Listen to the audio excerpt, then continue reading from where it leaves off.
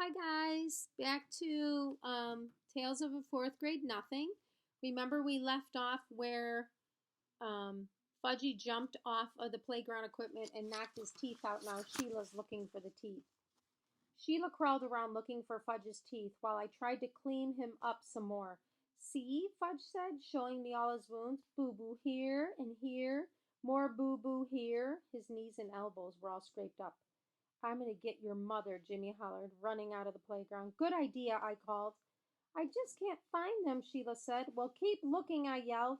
Honestly, Peter, there aren't any teeth here. All gone? Fudge asked again. Not all, I told him, just two. Fudge started to scream, Want my teeth! Want my teeth! Jimmy must have met my mother on the way back to the park because it only took about 2 minutes for her to get there. By the time a whole crowd of kids had gathered around us, most of them were crawling around the ground like Sheila looking for Fudge's teeth. My mother picked up Fudge. Oh, my baby, my precious, my little love. She kissed him all over. Show Mommy where it hurts, she said. Fudge showed her all his boo-boos. Then he said, All gone. What's all gone? My mother said. His top two front teeth, I said. Oh no, my mother cried. Oh, my poor little angel. Sheila sniffled and said, I just can't find them, Mrs. Hatcher. I looked everywhere, but Fudge's teeth are gone. He must have swallowed them, my mother said, looking into Fudge's mouth. Oh, Mrs. Hatcher, how awful. I'm sorry. I'm really very sorry, Sheila cried. What will happen to him? He'll be all right, Sheila, my mother said. I'm sure it was an accident. Nobody's blaming you. Sheila started bawling again. My mother said, Let's go home now. I thought my mother was being pretty easy on Sheila. After all, she was left in charge. When we got home, Mom washed Fudge's cuts and scrapes with peroxide. Then she called Dr. Cone. He told her to take Fudge to the dentist. So my mother called Dr. Brown's office and made an appointment for the next day. When that was done, she gave Fudge some socks to play with. I went into the kitchen to have a glass of juice. My mother followed me. Peter Warren Hatcher, she said, I'm sorry that I can't trust you for just 10 minutes. Me? I asked. Trust me? What's that got to do with me? My mother raised her voice. I left your brother with you for 10 minutes, and just look what happened. I'm disgusted with you. It was Sheila's fault, I said. You said Sheila was in charge, so how come you're mad at me and not at Sheila? I just am, my mother shouted. I ran to my room and slammed the door. I watched Dribble walk around on his favorite rock. My mother's the meanest mother in the whole world, I told my turtle. She loves Fudge more than me. She doesn't even love me anymore. She doesn't even like me. Maybe I'm not her real son. Maybe somebody left me in a basket on her doorstep. My real mother's probably a beautiful princess. I'll bet she'd like to have me back. Nobody needs me around here, that's for sure. I didn't eat much supper that night, and I had a lot of trouble falling asleep. The next morning, my mother came into my room and sat down on my bed. I didn't look at her. Peter, she said. I didn't answer. Peter, I said some things yesterday that I didn't really mean. I looked at her.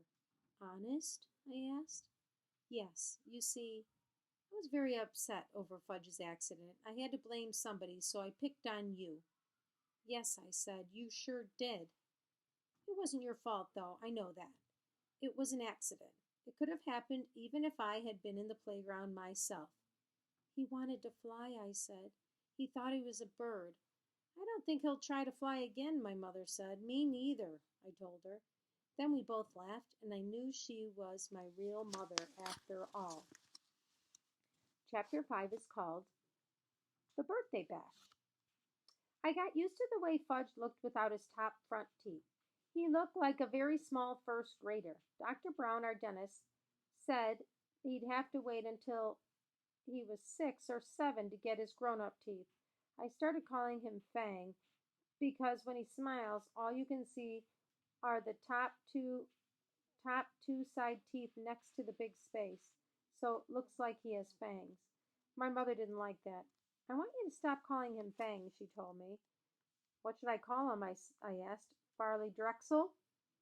Just plain Fudge will be fine, my mother said. What's wrong with Farley Drexel? I asked. How come you named him that if you don't like it? I like it fine, my mother said. But now we call him Fudge, not Farley, not Drexel, and not Fang. What's wrong with Fang? I asked. I think it sounds neat. Fang's an insult. Oh, come on, Mom. He doesn't even know what a fang is. But I know, Peter, and I don't like it. Okay, okay, I promise never to call my brother Fang again. But secretly, whenever I look at him, I think it, my brother Fang Hatcher. Nobody can stop me from thinking. My mind is my own. Fudge is going to be 3 years old. My mother said she should have a birthday party with some of his friends. He plays with 3 other kids who live in our building. There's Jenny, Ralph, and Sam. My mother invited them to Fudge's party. Grandma said she'd come over to help. My father couldn't make it. He had a Saturday business appointment. I wanted to go to Jimmy Fargo's, but my mother said she needed me to supervise the games. The kids were invited from 1 until 2:30. That's only an hour and a half, my mother reminded me. That's not so bad, is it, Peter? I don't know yet, I told her. Ask me later. The kitchen table was set up for the party. The cloth and napkins and paper plates and cups all matched. They had pictures of Superman on them. Right before party time, Grandma tried to change Fudge into his new suit, but he screamed his head off about it. No suit, no suit, no, no, no. My mother tried to reason with him. It's your birthday, Fudgy. All your friends are coming. You want to look like a big boy, don't you? While she was talking to him, she managed to get him into his shirt and pants, but he wouldn't put on his shoes. But he wouldn't let her put on his shoes. He kicked and carried on until my mother and grandmother were both black and blue. Finally, they decided as long as he was in a suit, his feet didn't matter, so he wore his old bedroom slippers. Ralph arrived first. He's really fat. And he isn't even 4 years old. He doesn't say much either. He grunts and grabs a lot, though. Usually his mouth is stuffed full of something. So the first thing Ralph did was wander into the kitchen. He looked around for something to eat, but Grandma was guarding the place. She kept telling him, no, no, just wait until the other children come. Jenny arrived next. She was wearing little white gloves and party shoes. She even carried a pocketbook. Besides that, she had on dirty jeans and an old sweater. Her mother apologized for her clothes, but said she couldn't do anything with Jenny lately, especially since she had taken to biting. What does she bite? I asked, thinking about furniture or toys or stuff like that. She bites people, Jenny's mother said, but you don't have to worry about it unless her teeth go through the skin. Otherwise, it's perfectly safe. I thought, poor old Fudge. He can't even bite back since he doesn't have any top front teeth. I looked at Jenny. She seemed so innocent. It was hard to believe she was a vampire. Sam came last. He carried a big present for Fudge, but he was crying. It's just a stage he's going through, his mother explained. Everything scares him, especially birthday parties, but he'll be fine, won't you, Sam? Sam grabbed onto his mother's leg and screamed, Take me home! Take me home! Somehow Sam's mother untangled herself from Sam's grip and left. So at 5 So at 1:05, we were ready to begin. We had an eater, a biter, and a crier. I thought the 2:30 would never come. I also thought my mother was slightly crazy for dreaming up this party in the first place. Doesn't Fudge have any normal friends? I whispered. There's nothing wrong with Fudge's friends, my mother whispered back. All small children are like that.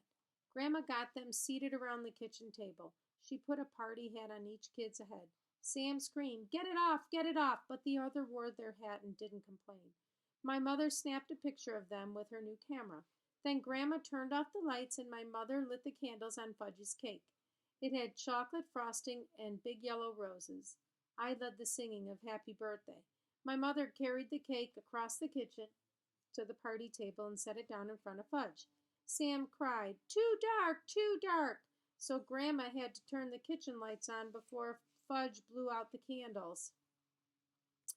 When he was finished blowing, he reached out and grabbed a rose off of his cake. He shoved it into his mouth. Oh, Fudge, my mother said, look what you did. But Grandma said, "It's his birthday. He can do whatever he wants." So Fudd reached over and grabbed a second rose. I guess Fat Ralph couldn't stand seeing Fudge eat those yellow roses because he grabbed one too. By that time, the cake looked pretty messy. My mother, finally coming to her senses, took the cake away and sliced it up.